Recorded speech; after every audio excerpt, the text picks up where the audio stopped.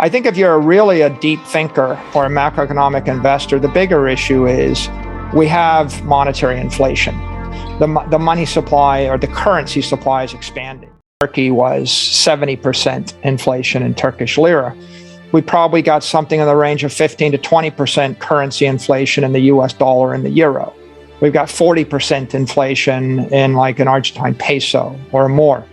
So what you have is an inflationary environment.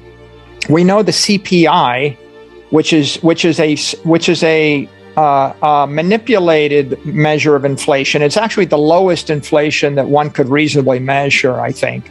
It's like 7.5%, 6.5%, 7, 8% in the US and Europe. And these are 40-year highs.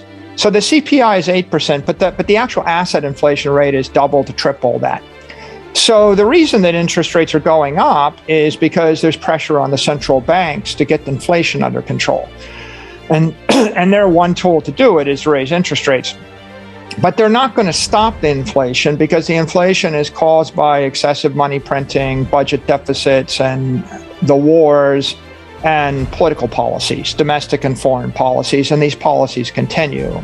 So given the fact that we have an expansive currency environment, and what you can see is the price of food and energy and scarce resources keeps going up, the question really is, if I have some money, what should I invest in? OMG. Huge news today, guys. Welcome back to Make Money Online. But oh my God, we've got some pretty exciting news you must see happening right now.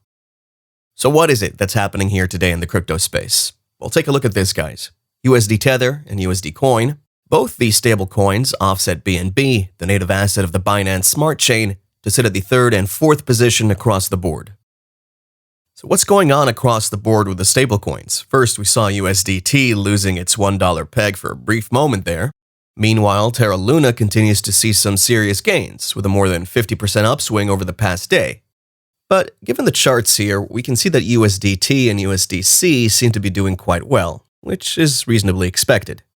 Given that the fear and greed index is relatively low, many folks are selling out their crypto holdings, taking their funds out of the exchanges like Binance, which reduces the amount of BNB held and in circulation, and stashing up these funds in stable coins such as USDT and USDC. Why are they doing that? Well, that's precisely what we'll be looking at in this video. And then we have Andreessen Horowitz publishing its annual report on crypto, where it tells us you're still early in crypto. Following through to the report in question, and even further down into that documentation where it says, yes, it's still early days for Web3. And it's also hinting that the Web3 market is estimated to reach 1 billion users by 2031, more than 5 times its current size. As the current crypto market value is at $1.26 trillion, what happens when the market retraces back to its $3 trillion market valuation, or when the bull market eventually sets into play? Ethereum hash rate has been on the rise as of late, and since its introduction, the smart contract cryptocurrency has been one of the most profitable ventures for crypto enthusiasts, especially miners. As more people rush to partake in some of the spoils, the hash rate has increased. However, the question remains if the price of Ethereum will perform even better than it has in the past, given its mining hash rate. What's happening right now is a must-see, people. Stay tuned if you wish to catch a glimpse or more on that. But don't forget to hit the like button, tap the subscribe button, and turn on the notification bell. Esther George told Steve today, the stock market, they don't have a big problem with the stock market going down. Now, if the credit market seized up, maybe that would influence the Fed more than the stock market, Steve. But what about this idea that Minerd puts forth, that they are perhaps too aggressive in the face of what is an undeniably slowing economy? I think if you're really a deep thinker or a macroeconomic investor, the bigger issue is we have monetary inflation. The money supply or the currency supply is expanding. And the answer is you don't want to hold currency because the currency is collapsing in value. You know, the US dollar's lost 99.7% of its value over 90 years. I mean, and that's the winner. The losers are losing 99.9% of their value over 100 years. So the currencies are all collapsing. So I don't want to hold the currency. I don't want to hold bonds because bonds are currency derivatives. I'm going to basically, you're going to give me $1 million and I'm going to give you interest on the $1 million at 3% for 30 years. And I'll give you the $1 million back. And in 30 years, the dollars will buy 10% of what they buy right now. So that's even worse. You don't want to hold a value stock that it's valued on cash flows, because if a stock is valued on cash flows without growth, it looks just like a bond. Right? It might be slightly better than a bond, but if the currency is losing 10% of its value a year and you can't raise your cash flows or raise your prices, you have to increase your cash flows 10% a year to offset a 10% currency collapse, right? So when the currency is collapsing at 70% a year, like Turkey, the company you own has to raise its prices in Turkish lira 70%, you have to raise your prices by an amount such that your cash flows would increase by 70% so that you hold parity in value. So equities are currency derivatives, partial currency derivatives. Bonds are almost complete currency derivatives. Commercial real estate is a partial currency derivative. The currency is currency derivative, right? It's a full currency derivative. So what do I own? And the answer is, I want to own scarce property, scarce desirable property. Guys, everyone is doing this. Any crypto enthusiasts holding these cryptocurrencies, especially Bitcoin, these guys are taking out their lots and stashing them up in alternative forms of digital assets, which cannot be affected by the price of volatility, yet can be flipped into any crypto asset they wish to buy into, much faster than it would take to do so with fiat currency. You could think of it as finding oneself on a fence, which one part of the fence pointing to a raging fire and the other end a barking dog. So you sit on the wall waiting to see which side subsides. As a result, the economies are down, stocks are down, cryptos are down, and the entire world order is about to change as the world enters a global recession.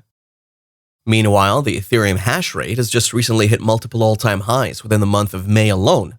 However, the question remains if the digital asset price is set to do as well as it has done in terms of its mining hash rate. Ethereum hash rate has hit all new-time highs, as experts predict the month of May to be a perfect one for Ethereum, but of course, that's when it comes to mining. Seeing the coin's growth, after steadily climbing through April, the mining hash rate reached as high as 1.1923 hashing power per second on the 3rd of that same month. Even though this was widely celebrated within the market, it was far from done. However, Bitcoin funding rates remain firm despite the fall to values below $30,000. Experts predict that new all-time highs will be set after the other in the next couple of weeks. 2 weeks into the month, Ethereum's hashing power has reached another all-time high in the interim. On May 13th, the Ethereum hash rate climbed to 1.2370 hashing power per second. This is the highest hash rate recorded throughout the coin's history, as it represents a 124% growth on a year-over-year basis. At the time of recording, the price of Ether settled somewhere around the 2,000 mark at about $1,980. XRP, on the other hand, struggles to break through the 45 cents level, as it's been down by more than 16% over the past week. The market has been very bearish for a while now, but it's more likely that we might start to see some more greens in the coming weeks. The bull market might be coming in here, and XRP would not be left out. Looking at the charts, we kind of see the price breaking out of this mini range we had over here yesterday, right around this area. Currently trading at the daily 41.9 cents, the daily high for XRP is pegged at 42.9, while the day's low is registered at 41.6. So, just like the rest of the market, XRP has dropped significantly from its previous highs of 60 cents and lows of about 56 cents before the Bitcoin-powered bearish trend, right? And if we take a close look where XRP made a new low on the 30-minute chart and the 1 hour, obviously it does look like the weekly demand area could get taken out pretty soon. We're not there for the demand/support curve breaking out of their current barrier yet. So between the 44 cents to the 46 cents area, if prices break out of this area, in my opinion, the 45 cents area, this could be a good sign that we could be breaking past the 42 cent area just because it'll break past the previous demand area of that, just as was created on Saturday, January 22nd, and retested on Monday, January 24th. Right now, the prices are yet to come back to that area for almost 3 months, from January, February, March through April. So yeah, 3 months and some days. Yet we're about to see a significant retracement to the 60 cents margin. But let's see what happens as workflow is still bearish. The data structure is bearish as well. So let's see what happens for today and tomorrow. Guys, I've said it before, and I'm going to say this once again. The economies are down, stocks are down, cryptos are down, and the entire world order is about to change as the world enters a global recession. My best advice, take out your crypto from these exchanges, take out your money from banks, and save them in an alternate form. More liquid and less likely to be liquidated, such as stablecoins. Get a Trezor wallet, a Ledger wallet, or any hardware wallet. Store your crypto assets on there and wait for the dip, because it is going to get bumpy. And as a note, of course, this isn't financial advice, just my personal opinion, so don't take anything I say here as your final resolution. Always do your due diligence. Conduct your own research before investing in any of these assets. Anyway, that's all I have for you today, folks. If you enjoyed the video, hit the like button, subscribe if you haven't already, and as always, we'll catch you in the next video.